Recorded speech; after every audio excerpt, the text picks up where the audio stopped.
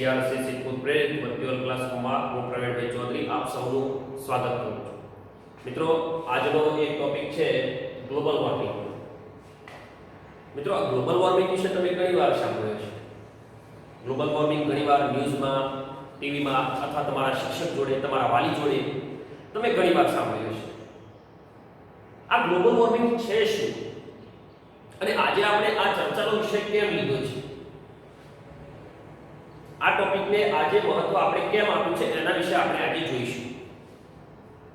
મિત્રો global warming, warm એટલે ગરમ થવું, ગ્લોબલ એટલે દુનિયાનું ગરમ થવું। સીધી વાત કરીએ તો આ વસ્તુ છે કે દુનિયાનું ગરમ થવું। દિવસે દિવસે ટેમ્પરેચર વધે જાય છે, તાપમાન વધે જાય છે, જે તમે જાણો છો મિત્રો, અને એની ગંભીર અસરો જે થાય છે એના વિશે તમે માહિતગાર છો। એના વિશે આજે ડિટેલમાં આપણે શીખવાનું છે। મિત્રો શરૂઆત કરીએ તો ગ્લોબલ વોર્મિંગ એટલે શું। ખાસ કરીને ગ્લોબલ વોર્મિંગને ગ્રીન હાઉસ ઇફેક્ટ અથવા ગ્રીન હાઉસ ગેસીસ સાથે જોડવામાં આવે છે। હવે આ ગ્રીન હાઉસ એટલે શું, પાછો પ્રશ્ન થાય કે ગ્રીન હાઉસ શું છે। તો ગ્રીન હાઉસ એ એક પ્રકારની એવી ખેત પદ્ધતિ છે કે એની અંદર પાકને એક આ પ્રકારની નેટ બનાવી અને અંદર રાખવામાં આવે છે, છોડવામાં આવે, અને જે સૂર્યનો જે પ્રકાશ આવે છે એનો જે ગરમી છે એનો અહીંયા પૂરતો સંગ્રહ થાય, ગરમીને રોકી શકાય, અને એ ગરમીનો ઉપયોગ આ છોડવાઓ માટે થાય છે। તમે જાણો છો કે વનસ્પતિ છે એ પ્રકાશ સંશ્લેષણની ક્રિયા દ્વારા પોતાનો ખોરાક બનાવે છે। બસ આ વસ્તુ છે ગ્રીન હાઉસ। હવે એને આપણે ગ્લોબલ વોર્મિંગ સાથે જોડી રહ્યા છે તો એનો મતલબ શું છે? તો હું સીધી વાત કરું કે જ્યારે સૂર્યનો પ્રકાશ પૃથ્વી ઉપર આવે છે અને પૃથ્વી ઉપર આવી અને એ પ્રકાશ સરફેસ સાથે એટલે કે પૃથ્વીના સપાટી સાથે, દરિયાની સપાટી સાથે અથડાય છે અને પછી એ પ્રકાશ રિટર્ન જાય છે। તમે પ્રકાશનું પરાવર્તન ને બધું શીખ્યા છે, એની અંદર તમને એક સીધી લીટીમાં અથવા જે રીતે પ્રકાશ ગતિ કરે છે એ રીતે રિટર્ન પણ આવે છે, બરાબર? તો આ જ વસ્તુ છે, જ્યારે પ્રકાશ જ્યારે સૂર્યમાંથી નીકળીને પૃથ્વીની સપાટી ઉપર અથડાય છે અને પછી રિટર્ન જાય છે, પરંતુ જ્યારે રિટર્ન જતી વખતે અમુક જે કિરણો છે જેમ કે અલ્ટ્રાવાયોલેટ કિરણો, ઇન્ફ્રારેડ તરંગો, આ કિરણો પૃથ્વીની સપાટી પર રોકાઈ રહે છે। એમાંથી મોટાભાગના પસાર થાય છે પણ અમુક રોકાઈ રહે છે। હવે એ તરંગો અહીંયા રોકાઈ રહે છે પૃથ્વીની સપાટી ઉપર, એના કારણે પૃથ્વીનું વાતાવરણ એક ગરમ બને છે। હવે એને પ્રશ્ન થાય કે એને રોકે છે કોણ? સ્વાભાવિક છે કે આજથી 500 વર્ષ પહેલાની વાત કરીએ તો એ વખતે ટેમ્પરેચર ઓછું હતું પૃથ્વીનું, કે જેથી કરીને સૂર્યપ્રકાશના કિરણો અથડાઈને રિટર્ન જતા, એ માટે જવાબદાર હતું ઓઝોનનું પડ। અત્યારે ઓઝોનના પડમાં ગાબડા પડ્યા છે મિત્રો, અને એના કારણે અલ્ટ્રાવાયોલેટ તરંગો, ઇન્ફ્રારેડ તરંગો વગેરે જેવા તરંગો જે છે એ બધા પૃથ્વી ઉપર અમુક સમય માટે રોકાઈ રહ્યા છે, અને એના કારણે પૃથ્વીનું ટેમ્પરેચર ગરમ છે। હવે એને ગરમ કરે છે કોણ? એ આપણો મેઇન પ્રશ્ન છે। તો મિત્રો અહીંયા તમે જોઈ શકો છો કે કેટલાક વાયુઓનું નામ લખ્યું છે મેં અહીંયા: કાર્બન ડાયોક્સાઇડ, ક્લોરોફ્લોરોકાર્બન, હાઇડ્રોફ્લોરોકાર્બન, HFC વગેરે જેવા ગેસ, જેને આપણે સામાન્ય રીતે ગ્રીન હાઉસ ગેસીસ તરીકે ઓળખીએ છીએ। મિત્રો આ ગેસ એમાંથી મુખ્ય હું વાત કરું તો એ છે CO2।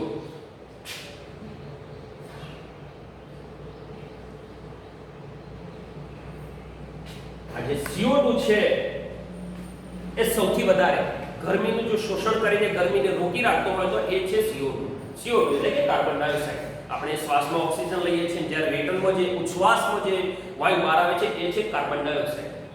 અહીંયા તમામ પૃથ્વી પરની તમામ જીવસૃષ્ટિની અંદર જે ઉચ્છ્વાસમાં જે વાયુ બહાર આવે છે એ હોય છે કાર્બન ડાયોક્સાઇડ। વનસ્પતિ પોતાનો ખોરાક જ્યારે બનાવે છે એ સમય દરમિયાન પોતે ખોરાકની જે આડ પેદાશ તરીકે એ ઓક્સિજન બહાર કાઢે છે, અને આ કાર્બન ડાયોક્સાઇડનો ઉપયોગ એ પોતાનો ખોરાક બનાવવા માટે કરે છે। એટલે જેટલા વૃક્ષો વધુ એટલો આપણને ફાયદો, અને પૃથ્વી ઓછી ગરમ થાય। એના વિશે આગળ આપણે ચર્ચા કરીશું મિત્રો। હવે આ ગેસીસની અંદર HFC, CFC, કાર્બન ડાયોક્સાઇડ વગેરે જેવા નામોથી તમે જાણકાર હશો. હવે આગળ વાત કરીએ કે આ વાયુઓનું કાર્ય શું છે. આ વાયુઓનું કાર્ય શું છે, આના વિશે જાણવું કેમ જરૂરી છે. તો મિત્રો, સૂર્યમાંથી પૃથ્વી પર જે પ્રકાશ આવે છે એના કારણે જમીનની સપાટી ગરમ થાય છે અને એના કારણે સૂર્યપ્રકાશમાં રહેલા ઇન્ફ્રારેડ તરંગો પૃથ્વીની સપાટીને અથડાઈને વાતાવરણમાં ફરતા રહે છે અને આ તરંગોને વાતાવરણમાં રોકી રાખવાનું કાર્ય આ ગ્રીન હાઉસ વાયુઓ જે છે એ કરે છે. HFC, CFC, CO2, મિથેન વગેરે જેવા વાયુઓ. હવે અને આ ઇન્ફ્રારેડ તરંગોના કારણે પૃથ્વીનું વાતાવરણ ગરમ થાય છે. એટલે ટૂંકમાં સીધી વાત કરીએ તો આ વાયુઓનું પ્રમાણ જેટલું પૃથ્વી ઉપર ઓછું હશે એટલું પૃથ્વીનું તાપમાન બેલેન્સ રહેશે. જો આ વાયુઓનું HFC, CFC, CO2 વગેરેનું વધારે પ્રમાણ હશે પૃથ્વી પર તો સીધી વાત છે કે સૂર્યપ્રકાશ અહીંયા રોકાવાનો પ્રયત્ન કરશે અને પૃથ્વીનું જે ટેમ્પરેચર છે એ વધવાની શક્યતા રહેલી છે. હવે આ ગ્રીન હાઉસ વાયુઓ જે છે એ સામાન્ય રીતે ક્યાંથી આવે છે, એનો સોર્સ કયો છે એની વાત કરીએ તો સૌપ્રથમ અહીંયા તમને એક સરસ ચિત્ર દેખાય છે ફ્રીજનું. અત્યારે લગભગ તમામના ઘરે ફ્રીજ હશે. આ ફ્રીજ, પછી આ છે એર કન્ડિશનર. અત્યારે લગભગ મોટાભાગના ઘરોની અંદર એસી જોવા મળે છે, આપણે વાપરીએ છીએ. આ બંને વસ્તુ HFC, CFC માટે મોસ્ટલી જવાબદાર છે એમ કહી શકાય. જેમ જેમ એસી નું પ્રમાણ, ફ્રીજનું પ્રમાણ વધતું ગયું તેમ તેમ પૃથ્વીનું તાપમાન પણ વધતું ગયું છે. મિત્રો, છેલ્લા 10 વર્ષ પહેલા અને અત્યારે 10 વર્ષ, છેલ્લા પાછળના 10 વર્ષનું જોવામાં આવે તો એસી લગભગ મોટાભાગની સંસ્થાઓ, મોટાભાગની ઓફિસો, મોટાભાગના ઘર, જે રીચ પબ્લિક છે, તવંગર પબ્લિક છે, એમના ઘરે, અત્યારે તો મિડલ ક્લાસ લોકોના પાસે પણ છે, એસી અને ફ્રીજનું પ્રમાણ વધ્યું છે. HFC અને CFC વાયુઓનું પ્રમાણ પણ એના કારણે વધી રહ્યું છે. હવે અહીંયા એક આ જે ફોટો છે એ તમે ખાસ જુઓ. અહીંયા તમને જુદી જુદી ચીમનીઓ દેખાય છે અને આમાંથી ખૂબ જ ધુમાડો નીકળતો દેખાય છે. આ શું છે મિત્રો? આ આપણને એક રીતે સીધું જ એર પોલ્યુશન દેખાય છે, હવાનું પ્રદૂષણ દેખાય છે. વિચારી શકો છો મિત્રો કે આટલો ધુમાડો ખાલી એક સાઈડનો તમે જે જોઈ રહ્યા છો આ એક કોઈક ઔદ્યોગિક એકમ છે, કોઈક ફેક્ટરી છે ને એનો ધુમાડો છે. આ ધુમાડો માનવ જીવનને ખૂબ માઠી અસર કરે છે. ઔદ્યોગિક એકમોની સ્થાપના, ઔદ્યોગિકરણ થયું, ઇન્ડસ્ટ્રીયલ રિવોલ્યુશન થયું, એના પછીની વાત કરીએ, એના પછી પૃથ્વીનું તાપમાન અચાનક એક્સિડન્ટલી કહી શકાય કે વધવા માંડ્યું છે, ખૂબ જ વધવા માંડ્યું છે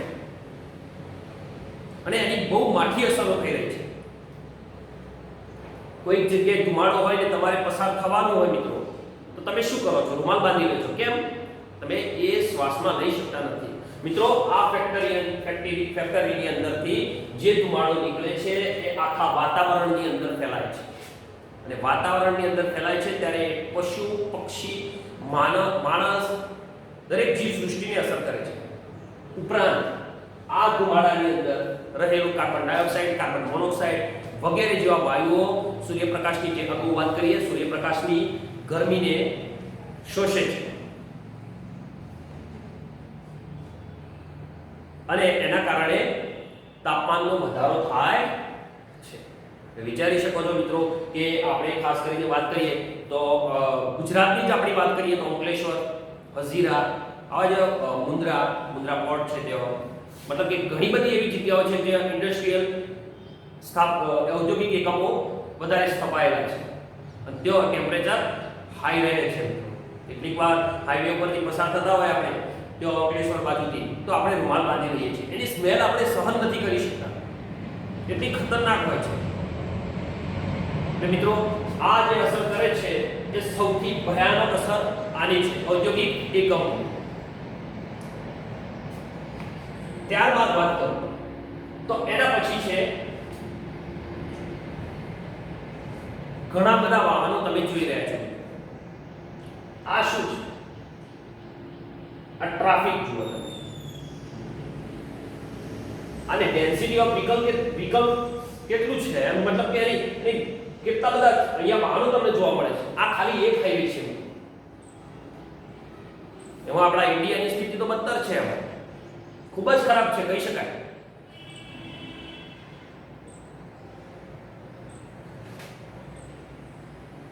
આ વાહનોમાંથી નીકળતો ધુમાડો પણ તમને દેખાય છે.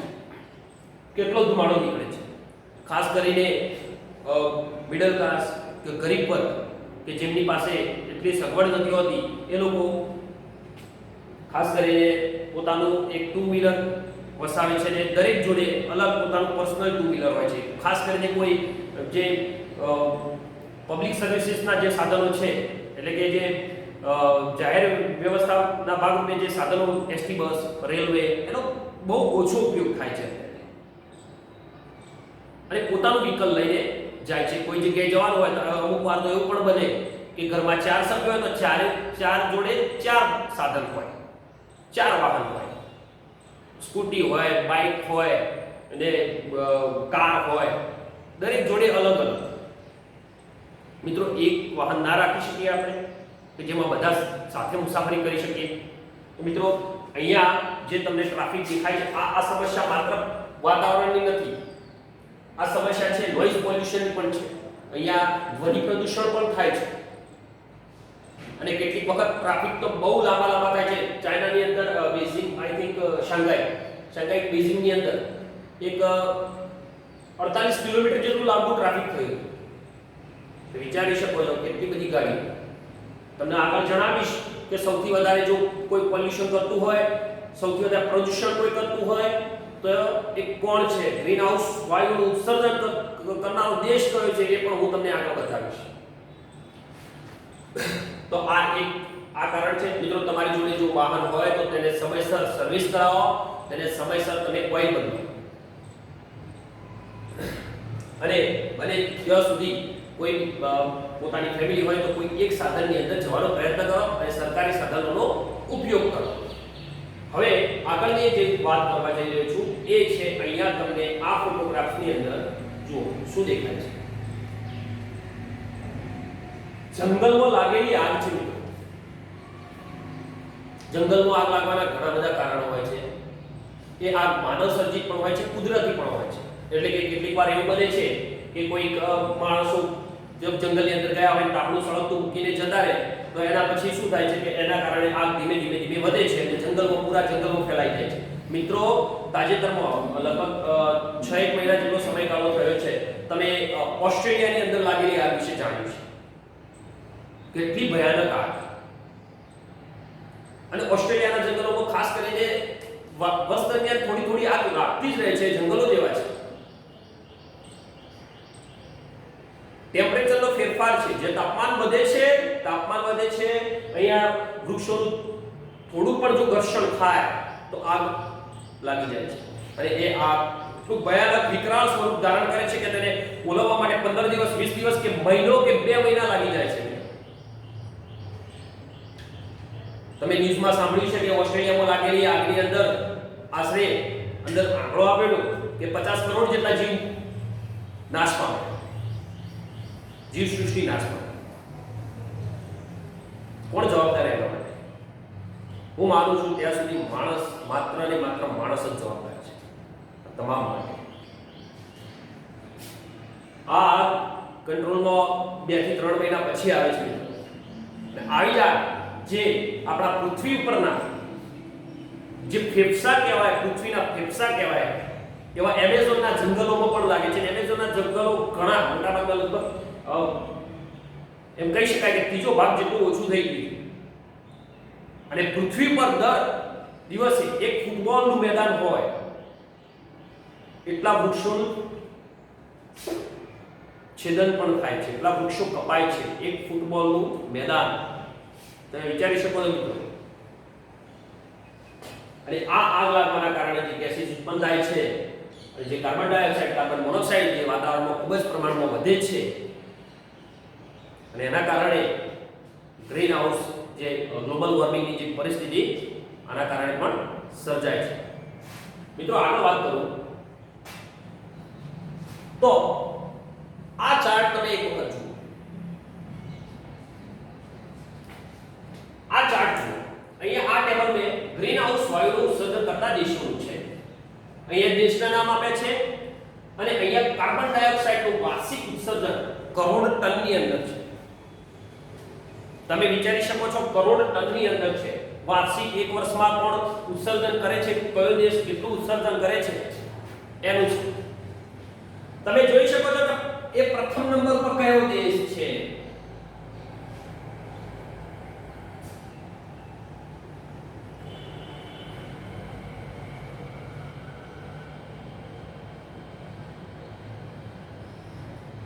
ચીન. સૌથી દુનિયામાં કોઈ દેશ હેરાન કરતું હોય તો એ છે ચીન. બધાની સાથે સંબંધ ખરાબ જ છે. એના પાડોશી તમામ દેશ સાથે, આપણી સાથે તો બહુ જ ખરાબ છે. આપણે તો યુદ્ધ પણ લડી ચૂક્યા છે. હજી પણ ઘણી બધી મેટર્સ ચાલુ છે એની સરહદને લઈને. છતાં તમે અહીંયા જુઓ કે એ પ્રદૂષણ કરવામાં પણ પાછું નથી પડતું. કોઈ વાયરસ નવો આવે તો ક્યાંથી આવ્યો? ચીનમાંથી. કોઈ વસ્તુ હલકી આવે, હલકી વસ્તુ હોય ગુણવત્તા વગરની, ક્યાંથી આવે? ચાઇનીઝ. અને પ્રદૂષણની વાત આવે તો પણ ચીનનો જ નંબર. ચીન હંમેશા પહેલું રહેવા મોને છે. 601.8 કરોડ ટન. આંકડો બહુ મોટો છે મિત્રો. 601.8 કરોડ ટન એક વર્ષમાં આ ઉત્સર્જન કરે છે. પાછળ હોય તો એ બીજું છે અમેરિકા. એ પણ હરીફાઈમાં લાગ્યું હોય એવું લાગે છે.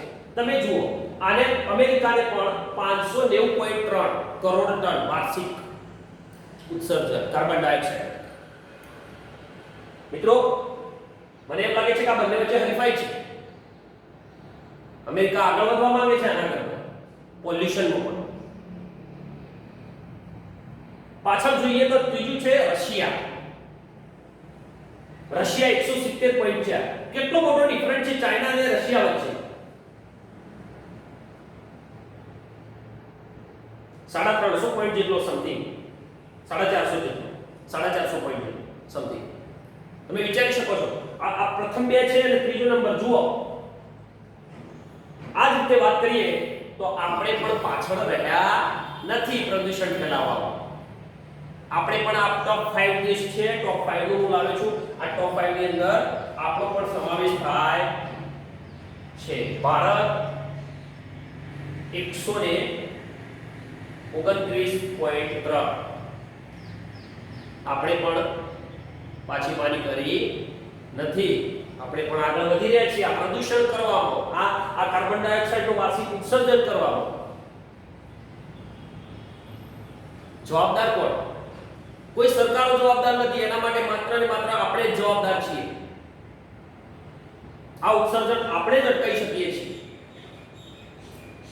મિત્રો પાંચમો દેશ છે જાપાન. 124.7 કરોડ ટન. આ પાંચ દેશોની મિત્રો મેં વાત કરી. આ એ દેશો છે જે વર્ષની અંદર આટલા કરોડ ટન કાર્બન ડાયોક્સાઇડનું ઉત્સર્જન કરે છે. કાર્બન ડાયોક્સાઇડનું પ્રમાણ અગાઉની બુકમાં આવતું હતું તો 0.03% હતું. અત્યારે 0.04% આવે છે. ખબર નહીં આવતા 2 વર્ષમાં કેટલું પ્રમાણ બતાવશે. કેટલાક દેશોએ તો ખૂબ સારા પ્રયત્નો પણ કર્યા છે. ભલે આપણું દુશ્મન રહ્યું ચીન, પરંતુ એને કાર્બન શોષણ માટેની એક પ્રકારની દિવાલો બનાવી છે, વિન્ડોઝ બનાવી છે, એવી બારીઓ બનાવી છે કે જે કાર્બનનું શોષણ કરે છે અને એનો ઉપયોગ કરીને કંઈક નવી વસ્તુ આ લોકો બનાવી રહ્યા છે. ભારત પણ એ માટે આગળ વધી રહ્યું છે. બધા દેશ અત્યારે આગળ પણ વધી રહ્યા છે, પણ આપણે પ્રયત્નો કરવાના છે. આગળ જોઈએ મિત્રો, આ ગ્લોબલ વોર્મિંગની અસરો શું થાય છે. હવે આ ટોપિક અતિ મહત્વનો અહીંયા છે કે ગ્લોબલ વોર્મિંગની અસરો શું થાય છે.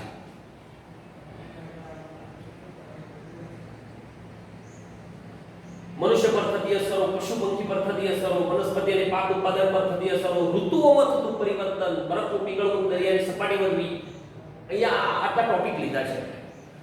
પ્રથમ વાત કરું મનુષ્ય પર થતી અસરો. મિત્રો ગ્લોબલ વોર્મિંગના કારણે, વૈશ્વિક તાપમાન વધવાના કારણે ખાસ કરીને મનુષ્યના સ્વાસ્થ્ય ઉપર મોટી અસર થાય છે. માથાનો દુખાવો, બેચેની, હાર્ટ એટેક, કેટલીકવાર પૂરતો ઓક્સિજન ન મળવાના કારણે પેરાલિસિસ પણ થઈ શકે છે. એવી સ્થિતિ પણ સર્જાય છે. મનુષ્યના વિવિધ અંગો પર અસર થાય છે. ગરમીનું પ્રમાણ વધવાથી આંખોનું તેજ ઓછું થઈ જાય, આંખો ઉપર અસર થાય, સ્કિન ઉપર અસર થાય, આપણી ચામડી ઉપર અસર થાય, અને હાર્ટ એટેક, પેરાલિસિસ જે ગંભીર બીમારીઓ પણ થઈ શકે છે. અમુક બીમારી કાયમી માટે થઈ શકે છે. અત્યારે હાડકાં નબળા પડવાની પણ ઘટનાઓ બને છે પોલ્યુશનના કારણે. આ વાત કરી મનુષ્ય પર થતી અસર, અને એને અટકાવવા માટે આપણે જ કંઈક કરવું પડશે. પછી વાત કરું પશુ પંખી પર થતી અસર. હવે માણસને તો જે વસ્તુ અસર કરે છે એ જ વસ્તુ પશુ પંખી પર પણ અસર કરે છે. ઘણા પક્ષીઓ અત્યારે નામશેષ થઈ ગયા છે. ઘણા પશુઓ, ઘણા પ્રાણીઓ અત્યારે વિનાશના આરે છે. આપણા ગુજરાતની વાત કરીએ તો આપણને ચિત્તો જોવા નથી મળતો. લગભગ ભારતની અંદર ચિત્તો ઓછો જોવા મળે છે. ક્યાં છે?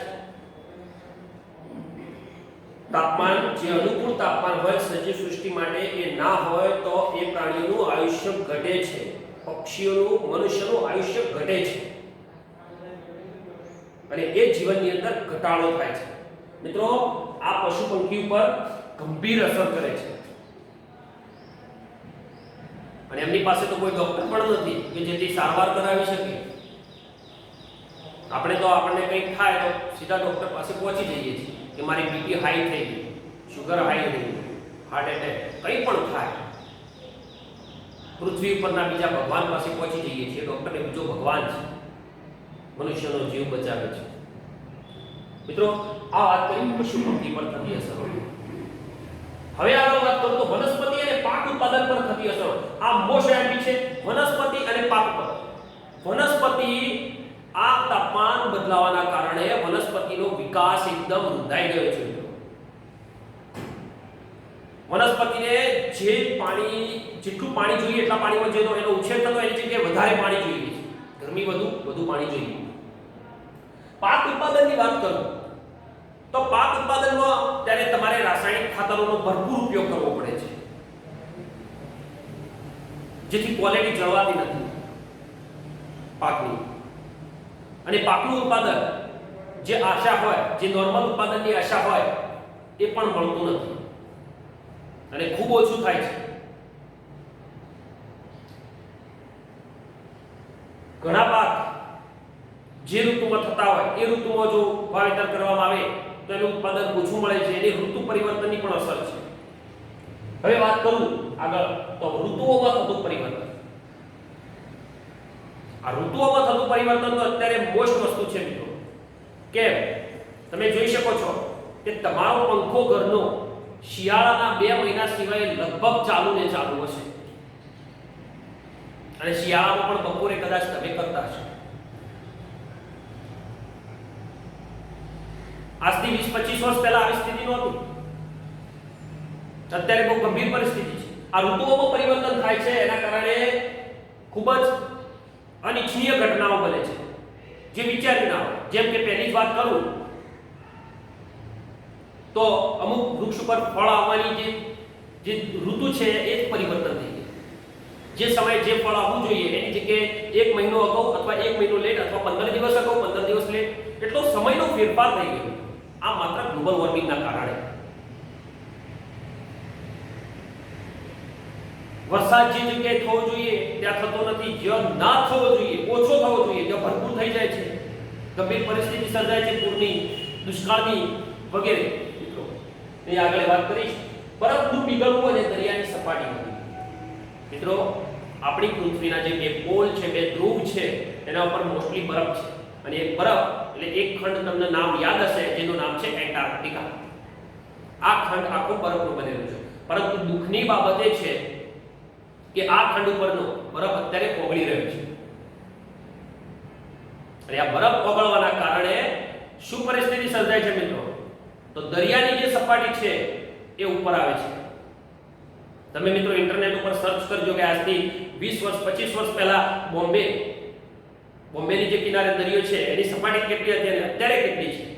આપણા ગુજરાતની આજુબાજુ જે જામનગર દ્વારકાની આજુબાજુ જે છે ત્યાં પહેલા 25 વર્ષ પહેલા કેટલી હતી ને અત્યારે કેટલી છે? તમે ઇન્ટરનેટ ઉપર સર્ચ કરજો મિત્રો, તમને માહિતી મળી રહી છે.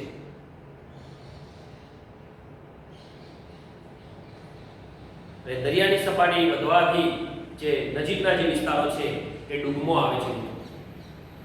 એના પછી વાત કરું કે દરિયાઈ જીવસૃષ્ટિ પર થતી અસર. દરિયાઈ જીવસૃષ્ટિ પર કેવી અસર થાય છે? જ્યારે તાપમાન વધે છે ત્યારે દરિયાનું જે પાણી છે એનું તાપમાન પણ વધે છે. તાપમાન વધે અને પછી તાપમાન ઘટવાની જે પ્રોસેસ છે, જે પ્રક્રિયા છે એ ખૂબ ધીમી થઈ જાય છે. એના કારણે પાણી લાંબો સમય સુધી ગરમ રહે છે અને એના કારણે દરિયાની જે જીવસૃષ્ટિ છે એમાંથી ઘણા જીવો નાશ પામે છે. એમને એ વાતાવરણ અનુકૂળ નથી આવતું અને દરિયાઈ જીવસૃષ્ટિ પર આની ગંભીર અસરો થાય છે. ઘણી માછલીઓ મૃત્યુ પામે છે, ઘણા કાચબા મૃત્યુ પામે છે. આગળ વાત કરું મિત્રો કે વાવાઝોડું, પૂર, દુષ્કાળ જેવી પરિસ્થિતિનું નિર્માણ થાય છે. હવે આપણા ઉત્તર ગુજરાતની વાત કરું તો તમને યાદ હશે કે 2015 ની અંદર જે વાવાઝોડું આવ્યું, આપણી બાજુ ખૂબ ઓછું આવે વાવાઝોડું, એની જગ્યાએ 7 દિવસ સુધી કન્ટિન્યુ વાવાઝોડું અને ભારે નુકસાન થયું. સતત વરસાદ રહ્યો ઉત્તર ગુજરાતની અંદર અને ઉત્તર ગુજરાતની બનાસ નદી, સરસ્વતી નદી એ છલકાઈ ઉઠી અને સતત પાણીનો ધોધ વહેતો રહ્યો. પરિસ્થિતિ ત્યાં ઊંધી થઈ ગઈ છે અત્યારે બિલકુલ. જેમ કે દક્ષિણ ગુજરાત છે ત્યાં ભરપૂર વરસાદ હોવો જોઈએ, સૌરાષ્ટ્રમાં ભરપૂર વરસાદ હોવો જોઈએ, મધ્ય ગુજરાત જે અમદાવાદ, ખેડા જેવા વિસ્તારો છે ત્યાં મધ્યમ વરસાદ અને ઉત્તર ગુજરાત તરફ બિલકુલ ઓછો, ખૂબ જ ઓછો વરસાદ હોય અને કચ્છમાં તો નહીવત જેવું. આ ઇકોસિસ્ટમ છે, આ આબોહવાનું મૂળભૂત માળખું છે કે આ રીતનું જ હોય તો સમજવાનું કે વાતાવરણ કમ્પ્લીટ છે, પર્યાવરણ કમ્પ્લીટ છે. પરંતુ અત્યારે પરિસ્થિતિ ઉલટી થઈ. કેટલીક વાર સૌરાષ્ટ્રમાં વરસાદ નથી થતો, ઉત્તર ગુજરાતમાં પૂર આવી જાય છે. કેટલીક વાર સૌરાષ્ટ્રની અંદર દુષ્કાળ જેવી પરિસ્થિતિ સર્જાય, કેટલીક વાર ઉત્તર ગુજરાતની અંદર પૂરની સ્થિતિ સર્જાય છે. વરસાદની ઇમ્બેલેન્સ થઈ ગઈ છે. જે મોસીનરામ, મેઘાલય, જે ભારતના જે વિસ્તારો કહીએ છીએ આપણે, ત્યાં વરસાદનું પ્રમાણ આજથી 25 વર્ષ અગાઉ કેવું હતું ને અત્યારે કેવું છે. જે સમય વરસાદ થવો જોઈએ એ સમય વરસાદ થતો નથી.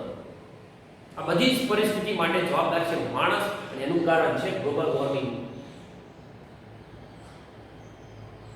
મિત્રો આગળ વાત કરીએ કે આપણે ગ્લોબલ વોર્મિંગનું નિયંત્રણ કરવાના પ્રયત્નો શું કરી શકીએ.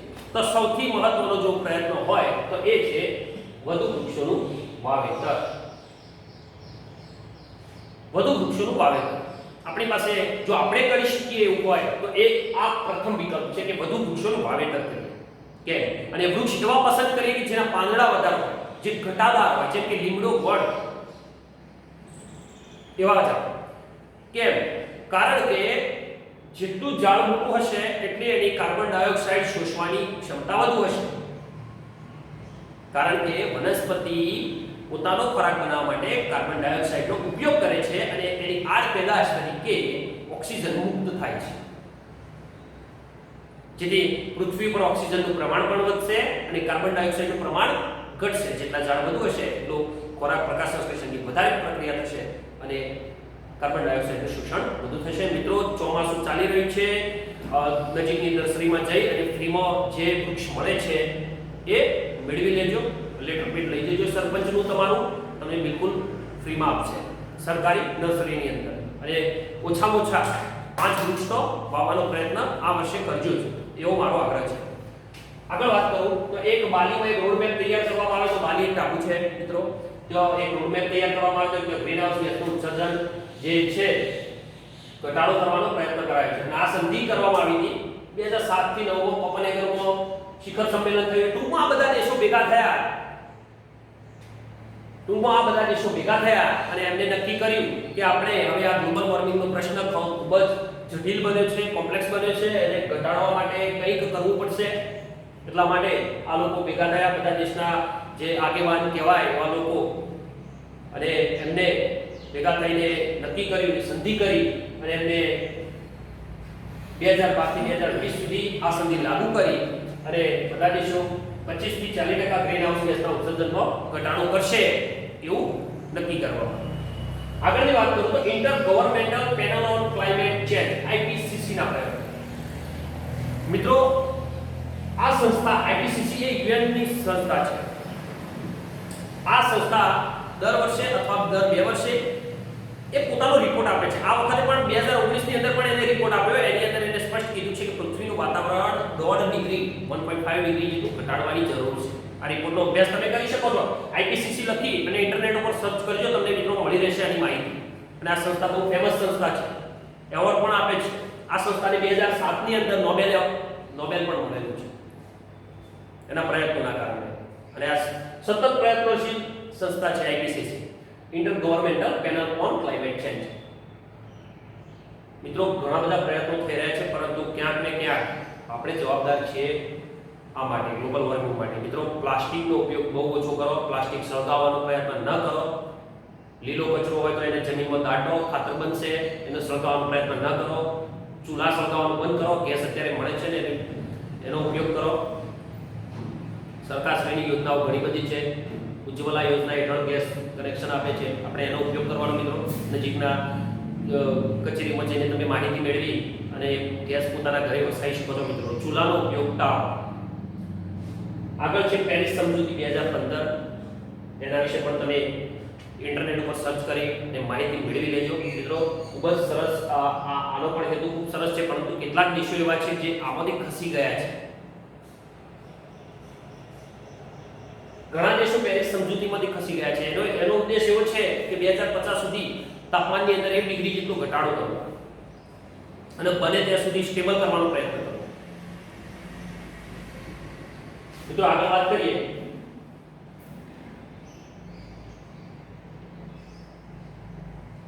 હું અહીંયા મારી ગ્લોબલ વોર્મિંગની વાતને વિરામ આપું છું. મિત્રો તમે ઇન્ટરનેટ ઉપર વધુ સર્ચ કરજો. અહીંયા હું તમને ડિસ્ક્રિપ્શનમાં ઇન્ટરનેટ ઉપરની એક લિંક મોકલી આપીશ, બરાબર. એના ઉપરની તમે જે ગુજરાતીમાં તમને માહિતી મળી રહેશે, બરાબર, એ તમે એના દ્વારા સર્ચ કરી અને માહિતી મેળવજો. ડિસ્ક્રિપ્શનમાં તમને લિંક મળી રહેશે.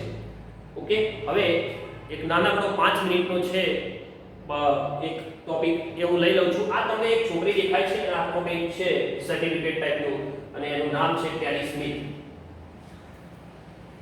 સ્મિથ. આને એટલા માટે મેં ઇન્ક્લુડ કર્યો કે આ ટોપિક બહુ આ છોકરી બહુ જોરદાર છે. એટલા માટે કે 2004 ની અંદર તમને યાદ હશે, 2004 ની અંદર ખૂબ જ ભયાનક સુનામી આવી અને આ સુનામીમાં ઘણું બધું નુકસાન, કરોડોનું નુકસાન થયું. દરેક દેશને થયું જે દરિયાની નજીક છે. હિન્દ મહાસાગરમાં આવ્યું હતું. થાઈલેન્ડ, જાપાન, ઇન્ડિયા, શ્રીલંકા એ બધાને ભારે નુકસાન થયું. પરંતુ આ દરમિયાન આ છોકરીનું કામ કમાલ કરી જાય છે. આ એની બેન અને એની મમ્મી થાઈલેન્ડના ફુકેટ ટાપુ ઉપર આ લોકો મજા માણતા હતા. હવે થયું એવું કે આ છોકરી રમતી હતી અને એને જોયું કે દરિયાનું પાણી પાછું પડી રહ્યું છે. દરિયાનું પાણી પાછું પડી રહ્યું એટલે ઘણીક વાર તો જોઈ રહી કે આ શું થઈ રહ્યું છે. પછી દોડી, ઝડપભેર દોડી અને જઈને એની મમ્મીને મળી કે મમ્મી સુનામી આવે છે. એની મમ્મીને વિચાર્યું કે કેમ આવું કહે છે કે સુનામી આવે છે. તરત એની મમ્મી એના ઉપર વિશ્વાસ કરી લીધો. યોગાનીઓ કે વધારે પૂછપરછ નહીં, પણ તાત્કાલિક વિશ્વાસ કરી લીધો અને તાત્કાલિક એની મમ્મી અને એને અને એની બેન 3 જણે એ ટાપુ ઉપર રહેલા જે જવાબદારી અધિકારીઓ છે એમને મળીને તાત્કાલિક એ ટાપુ ખાલો કરાયો. એ ટાપુ પરનો જે બીચ હતો, જે દરિયા કિનારો હતો, એ ખાલો કરાવી દીધો. એટલામાં તમામ વસ્તી મોકલી દીધી કે તમે જતા. અને થોડીક વાર પછી તે ભયાનક સુનામી આવે છે મિત્રો. અને એ સુનામીમાં ઘણી બધી તારાજી સર્જાય છે, પરંતુ થોડા દિવસો પછી જ્યારે સર્વે કરવામાં આવે છે ત્યારે ખબર પડે છે કે આ ટાપુ ઉપર કે જ્યાં આ છોકરી એની મમ્મી ને એની બેન હતા, એ ટાપુ ઉપર એક પણ સજીવને નુકસાન નથી થયું, મતલબ કે કોઈ પણ મનુષ્યનું મૃત્યુ નથી થયું. આર્થિક નુકસાન હતું પણ કોઈ મનુષ્ય જીવહાનિ બિલકુલ નહોતી. રિસર્ચ કરવામાં આવ્યું, પૂછવામાં આવ્યું ત્યારે ખબર પડી કે એક ટેલી સ્મિથ નામની છોકરી છે અને એને આ ઘટના કહી કે એની મમ્મીને કહીને એની મમ્મીને ત્રણ જણા ભેગા થઈ અને આખા ટાપુને જે બીચ હતો, જે દરિયા કિનારો હતો, એને ખાલો કરાવ્યો અને જીવ બચાયા. તો એને પૂછવામાં આવ્યું કે તને કેવી રીતે ખબર પડી કે સુનામી આવી રહ્યું છે? તો એને ખૂબ સરસ જવાબ આપ્યો મિત્રો કે મારા શિક્ષકે થોડાક દિવસો અગાઉ મને શીખવ્યું હતું કે સુનામી આવે ત્યારે આવી ઘટના બને છે, પાણી પાછું જાય છે ને એવી ઘટના બને છે. મિત્રો આ છે ભણતરનું મહત્વ, ભણવાનું મહત્વ આ છે. એના શિક્ષકે ભણાવ્યું એને કે સુનામી આવે ત્યારે કેવી ઘટના બને છે, એનો ઉપયોગ એને વ્યવહારમાં કર્યો અને આજે એને લગભગ 100 થી 200 જેટલા લોકોના જીવ બચાવ્યા. અને શિક્ષણ દ્વારા મિત્રો હું એટલું ચોક્કસપણે કહી શકું કે આ માટે આ જે જીવ બચાવે છે અને એના માટે માત્ર ને માત્ર શિક્ષણ જવાબદાર છે. મિત્રો બને ત્યાં સુધી ગમે તેટલી ઉંમર હોય પરંતુ હંમેશા શીખવાનો પ્રયત્ન કરજો. તમે વિદ્યાર્થી હોય, વાલી હોય, શિક્ષક હોય, કોઈ કર્મચારી હોય, પરંતુ પોતાનું ક્ષેત્ર હોય તો હંમેશા શીખવાનો પ્રયત્ન કરજો અને વધુને વધુ જ્ઞાન મેળવજો. જ્ઞાન હંમેશા ઉપયોગી સાબિત થાય છે. તો મિત્રો હું મારી વાતને વિરામ આપું છું. તમને મજા આવી હશે, ગમે તો લાઈક કરજો, સબસ્ક્રાઇબ કરજો અને શેર કરજો. અસ્તુ જય.